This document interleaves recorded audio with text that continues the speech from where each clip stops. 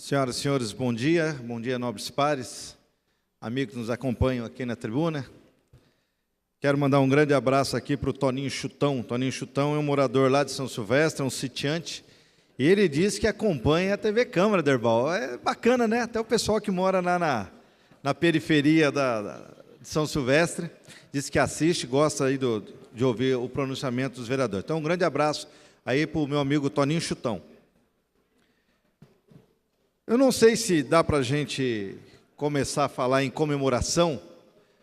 Nós ontem tivemos um feriado, Dia do Trabalho, Dia dos Trabalhadores, um dia que é comemorado mundialmente, e especificamente em alguns países eu sei que as coisas não andam lá muito bem com relação ao mercado de trabalho. Acho que a economia global ainda passa por muitas dificuldades, e nós temos visto aí vários movimentos do maior economia do mundo, que é os Estados Unidos, tratando de questões que visam aí a piorar um pouco mais esse sistema que é muito injusto, né? Os Estados Unidos, como todos nós sabemos, é o país que mais consome produtos dos demais países, fornecedores, e agora eles estão criando, né, o presidente lá, o Donald Trump, o maluco, criando algumas regras aí, objetivando o quê? Taxar produtos para que eles não concorram com o mercado interno. É uma política nacionalista, nós temos que respeitar, mas nós sabemos que vai afetar diretamente aí os países produtores e o Brasil não ficará fora. E falando em Brasil, eu não sei se talvez o dia de ontem fosse realmente um dia para ser comemorado. Haja vista que nós atingimos aí um patamar de 13 milhões de desempregados. É um número que há muito tempo não se ouvia falar. Ainda assim, a gente assiste aí, né, algumas TVs tentando maquiar os números, dizendo que a economia dá sinais de crescimento. Eu não sei exatamente aonde é que eles acham esses números, porque em alguns momentos eles mesmos têm tantos comentaristas e analistas que eles mesmos contrapõem algumas opiniões. E não precisa ir muito longe. Basta a gente ver aí os anúncios aí do aumento do preço da gasolina. Talvez alguém diga assim, mas, meu Deus, eu não tenho carro, qual é o problema? O que me afeta a gasolina aumentar? Aumenta e muito, porque nós sabemos que, infelizmente, a maior parte dos nossos transportes ainda são reféns do transporte rodoviário. Então, o diesel e a gasolina têm um impacto muito alto no preço final dos produtos. E quem paga o preço, nós sabemos que é o consumidor, porque quem produz vai repassar esse valor para quem paga lá na ponta da linha. E o gás de cozinha, que também é um produto muito utilizado, aí, principalmente da classe média para baixo, né, pagando aí o preço de uma política equivocada do novo presidente da Petrobras, que tenta fazer com que o preço acompanhe o mercado internacional. Nós tínhamos uma política anterior a essa que fazia com que os preços se mantivessem baixos. E aí, logicamente, os grandes teóricos especialistas discordavam disso. Esse novo governo que aí assumiu, esse governo entreguista, que parece-me que não se preocupa com os bens do nosso país, acompanha esse mercado e quem paga o pato é o povo, principalmente o povo que está desempregado. Energia elétrica também. Podemos esperar aí, daqui uns dias, um novo aumento, afetando diretamente, né, a cesta básica das pessoas mais necessitadas. Enfim, não sei se tínhamos muito a comemorar, mas foi aquilo que boa parte da população quis quando saiu às ruas aí em 2014, 2015, buscando uma mudança no governo. Tenho certeza que muitos estão arrependidos, mas talvez não tenha coragem de botar a cara para fora para dizer que foram enganados aí pela grande mídia e pelos grupos que atuam de forma a mostrar que estão certos. E nesse sentido, eu li um artigo de uma pessoa que eu admiro muito, apesar de não conhecê-lo pessoalmente, que é Ricardo Sandler. Lá na década de 90, ele já escrevia um livro aonde ele dava uma demonstração de que para se mudar as coisas é preciso ter coragem. E ele escreveu um livro chamado Virando a Própria Mesa. Ele falava da empresa dele, a Senco, que era uma empresa familiar, e ela precisava mudar. E ele chegou lá e fez uma revolução, inclusive demitindo quase todos os seus parentes que trabalhavam naquela empresa, porque ele sabia que aquilo era um grande problema. E na visão dele atual, ele faz uma crítica muito grande à Federação das Indústrias de São Paulo, que é a Fiesp, que agora lançou aí uma nova campanha, não vamos engolir esse sapo, mas deve engolir sim. Eles devem engolir esse sapo, como devem pagar aquele pato falso, né, que eles plagiaram lá da Holanda, porque foram eles os grandes incentivadores também de tudo isso que está acontecendo no nosso país. E ele fala aqui que lá, em 2001, ele era vice-presidente da Fiesp, e ele já fazia uma crítica ao modus operandi que a Fiesp tinha com seus empresários, citando aqui o Emílio Odebrecht, que agora aí virou centro das atrações, denuncia todo mundo, que aquela relação promíscua que ele tinha com a política traria sérias consequências ao nosso país.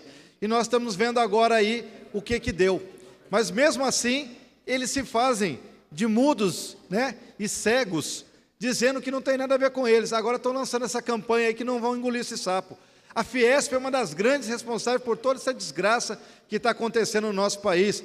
Na figura aí, eu não vou citar nome aqui, porque eu acho que é até antiético, mas todo mundo sabe quem é o presidente, ele é candidato, inclusive, agora ao governo de São Paulo, uma pessoa que esteve aí à frente desses movimentos e agora fica reclamando de tudo que está acontecendo. É bem feito, só que, infelizmente, não são os industriários que vão pagar o pato. Quem paga o pato é o povo, que está aí desempregado e pagando caro pelo consumo que tem no nosso país.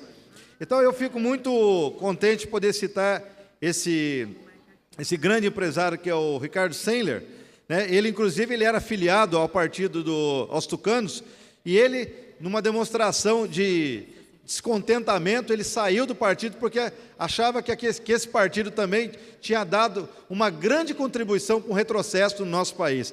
Então, é uma pessoa que realmente tem que ser admirado pelo povo brasileiro, né? Porque não importa se ele estava no PSDB ou que partido estava, mas ele teve a coragem de dizer que a política estava errada, ele saiu e hoje critica a Fiesp, por essa forma também aí muito triste, pela qual eles tomaram partido e deu no que deu. E agora a gente já sabe o que vai acontecer. Ele sempre disse que a corrupção no país sempre foi tratada de um modo muito estranho, porque as pessoas acham que a corrupção ela só está na política.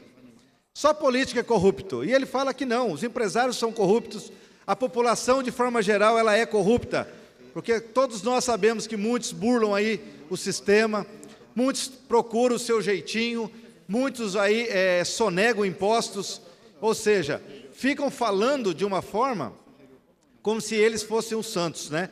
Aliás, ele usa aqui um termo aqui, todo mundo vai saber quem é o político que eu estou falando, né? No país do rouba mais faz, né? Todo mundo ria naquela época, né? Achava bonito falar assim, não, ele rouba, mas ele está fazendo.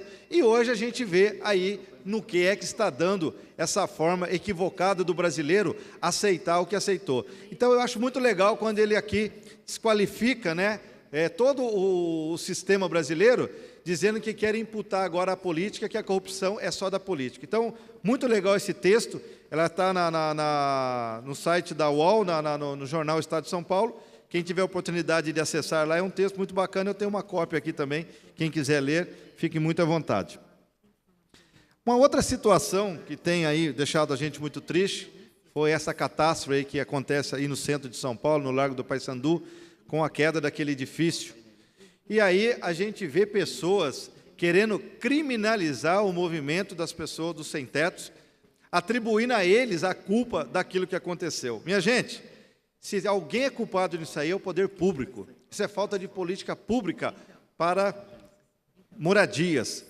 Todos os políticos sabiam daquele problema e ninguém tomou providência.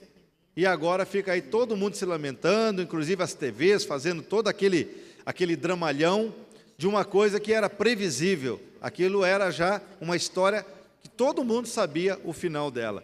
E eu quero dizer para vocês que, como em todos os segmentos existem pessoas boas e más, nós não podemos atribuir a esses movimentos que todos esses movimentos do sem-teto, do sem-terra, são todos bandidos. Não é verdade.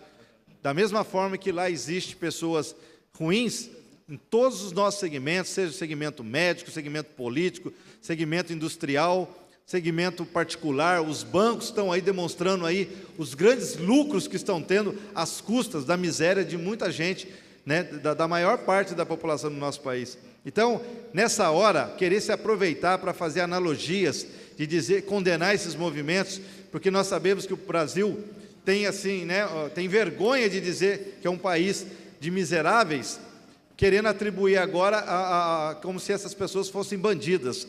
Isso é um absurdo, é uma incoerência muito grande. E rapidamente aqui, eu só queria citar um fato que a gente acompanhou pelas redes. É uma pena que a gente veja o nosso mandatário maior aqui da cidade abrindo uma discussão contra o servidor público, contra o funcionalismo, por uma questão de ter optado, e aí é uma decisão que ele tomou, ele tem que assumir, e ele não precisa ficar discutindo nas redes com os funcionários porque ele optou ou não por fazer a emenda de feriado. Eu acho que é uma decisão que ele tomou, se é certo ou errado, é um problema. Mas eu acho, assim, de uma falta de sensibilidade quando a gente vê um prefeito perdendo tempo, batendo boca com funcionários, né, discutindo, e às vezes, na minha opinião, querendo até jogar a opinião pública, né, as pessoas que não trabalham na prefeitura, contra o servidor, atribuindo a eles, como se fosse, aqui tem a Lucimar, tem a doutora Márcia, o doutor Rodrigo, que são funcionários públicos, dizer que já existe muita mordomia para o funcionalismo público. Eu, sinceramente, eu acho um debate muito pobre. Eu acho que o prefeito deveria repensar a sua forma. Eu não tenho nada a ver com a vida dele, ele ganhou a eleição, não é do meu partido, mas, enfim, eu acho que o prefeito tem que se preocupar mais em andar pela cidade, conhecer mais os problemas da cidade, do que ficar batendo boca com a população pelo Facebook. Eu acho que o Facebook não é esse o objetivo. Mas, enfim, é uma decisão que ele tomou. Se conselho fosse bom, a gente não dava, né, vendia. Mas que ele parasse com isso, porque eu acho que daqui a pouco o nome dele vai ser Prefacebook, porque precisa andar um pouco mais para a cidade, que eu acho que isso sim é papel dele. Obrigado a todos e até a próxima quarta-feira.